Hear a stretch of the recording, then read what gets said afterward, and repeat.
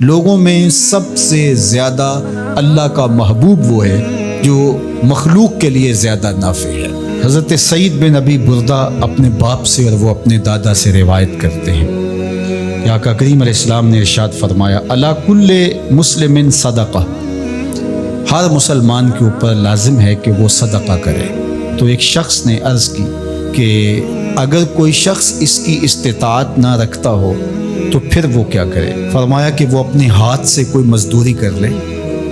اور اپنا پیٹ بھی پالے اور اس میں سے کچھ بچا کے اپنے ضرورت مند بھائیوں کی مدد کرے۔ جب حالات ایسے ہوں تو وہ کچھ مزدوری کر کے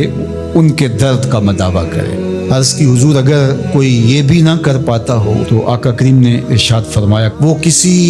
مشکل میں پھنسے ہوئے شخص کی، کسی حاجت مند کی ضرورت کو عملاً پورا کر دے، کسی پھنسے ہوئے کو نکال دے، کسی ڈوبتے ہوئے کا ہاتھ پکڑ لے،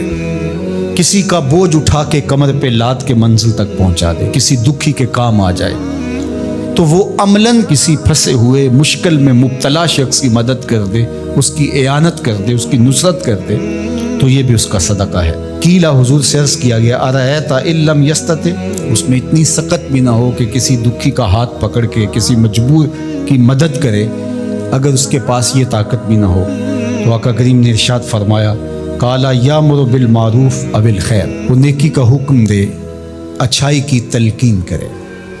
وہ ترغیب تو دے سکتا ہے، لوگوں کو بتا تو سکتا ہے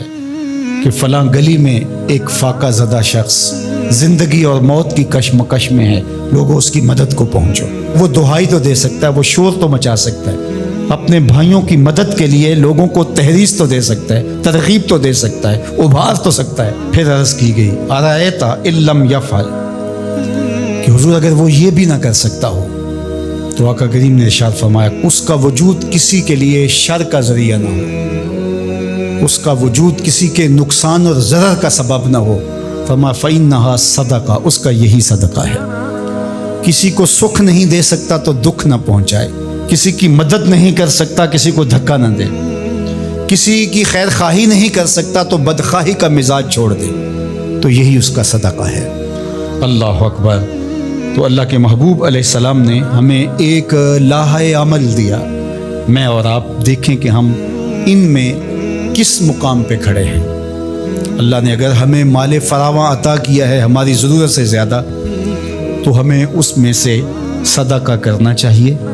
دل کھول کے صدقہ کرنا چاہیے۔ حضور علیہ السلام نے 3 چیزیں قسم کر کے کہیں کہ میں محمد صلی اللہ علیہ وآلہ وسلم اللہ کی قسم کر کے کہتا ہوں ما نقص مال عبد من صدقہ، صدقے سے مال کبھی کم نہیں ہوتا۔ اور سنو اللہ کے محبوب کیا فرما رہے ہیں، اور میں ان لوگوں کے نام اپنی محبتیں پیش کرتا ہوں جو اس وقت میدان عمل میں موجود ہیں اور گرم موسموں کے تھپیڑے گوارا کر رہے ہیں اور اپنے بھائیوں کے ساتھ مشکل کی اس گھڑی کے اندر، مصیبت کے ان لمحات کے اندر کھڑے ہیں۔ مفلوق الحال لوگ اپنی غربت، لاچاری، بیماری، بھوک، ننگ، افلاس کی وجہ سے بعض اوقات تہذیب بھی کھو بیٹھتے ہیں، لیکن اس کے باوجود اس پہ صبر کرنا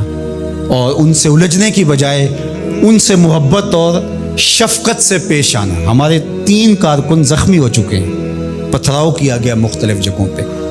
اور یہ پرسوں تو رینجر نے ہمارے دوستوں کو نکالا، لیکن اس پر تکلیف ضرور ہوئی، لیکن غصہ اس لیے نہیں ہے، خدا نہ کرے اس مشکل میں ہم پھنسے ہوں تو ہمارا روح سخن کیا ہو۔ پیچھے بچے بھوک سے مر رہے ہوں، پیاس سے تڑپ رہی ہوں بیٹیاں، تو انسان لڑنے کو آئے گا، انسان الجھ پڑے گا۔ تو دوستوں نے کہا کہ ٹھیک ہے، قریبی علاقوں کے اندر آپ یہ جو ٹرک وہاں آپ کے پاس موجود ہے بانٹ کے آ جائیں، سامان سے زیادہ جانیں اہم ہیں۔ تو میں سلام پیش کرتا ہوں اپنے ان ساتھیوں کو۔ انہوں نے کہا کہ ہم جو ان علاقوں کا وزٹ کر کے آئے ہیں جہاں ابھی تک کوئی مدد نہیں پہنچی اور 5-5 6-6 دن سے وہ لوگ بھوک میں تڑپ رہے ہیں، تو جو بھی ہوگا ہم مشکل سہ کر بھی ان تک پہنچنے کی کوشش کریں گے۔ اللہ ان کی حفاظت فرمائے، ان کی مدد فرمائے، ان کی نصرت فرمائے۔ اب سنیے حضور نے کیا ارشاد فرمایا۔ یہ میرے ان دوستوں تک جب میسج پہنچے گا تو ان کو بہت تسکین ہوگی۔ آقا کریم علیہ السلام نے ارشاد فرمایا کہ میں اس مسجد میں یعنی مدینہ المنورہ کی اس مسجد یعنی مسجد نبوی میں 1 مہینہ اعتکاف کروں، اس سے زیادہ محبوب رکھتا ہوں کسی مومن کی حاجت کو جا کے پورا کروں۔ 1 مہینہ مسجد نبوی میں اعتکاف کرنے سے زیادہ مجھے یہ پسند ہے، یہ زیادہ محبوب ہے کسی دکھیے کے کام آ جاؤں، کسی مصیبت زدہ کے کام آ جاؤں۔ تو یہ وہ کام ہے کہ جو مجھے اور آپ کو کرنا چاہیے اور اپنی اپنی استطاعت کے مطابق آگے بڑھنا چاہیے۔ جو لوگ فیلڈ میں موجود ہیں، جو لوگ یہاں ان کے لیے کمک بھیج رہے ہیں، جو اپنے اموال سے اور اپنے کردار سے اس کام کے فروغ کا ذریعہ بن رہے ہیں، اللہ سب کو بہتر صلہ اور جزائے خیر عطا فرمائے۔ میں پنجاب، سندھ، بلوچستان اور KPK کی پولیس کا بھی شکریہ ادا کرتا ہوں، بہت جگہوں پہ انہوں نے ہماری مدد کی، اور رینجر کا شکریہ ادا کرتا ہوں جنہوں نے بہت جگہوں پر ہمارے کارکنوں کو حفاظتی حصار فراہم کیا، اور اس وقت بھی وہ ہمارے دوستوں کے ساتھ چل رہے ہیں۔ اللہ سب کو جزا دے، پاک فوج کو قدم قدم پہ خیر عطا فرمائے۔ مشکل کی اس گھڑی میں جو بھی